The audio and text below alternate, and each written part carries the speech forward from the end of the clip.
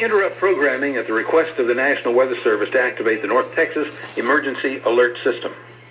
The National Weather Service has issued severe thunderstorm warnings for southeastern Wise County, for Denton County, for southeastern Parker County, for all of Tarrant County and western Dallas County until 11 o'clock. Severe thunderstorms are located along a line extending from 6 miles west of Crum in western Denton County down through Azle to about 8 miles south of Aledo, moving east by northeast at 55 miles per hour. These storms don't seem to indicate much in the way of hail, but they have some gusty, damaging winds for sure. Once again, the National Weather Service has issued severe thunderstorm warnings for Wise County, Denton County, Parker County, Tarrant County, and Dallas County until 11 o'clock, a line of severe thunderstorms moving in from the west.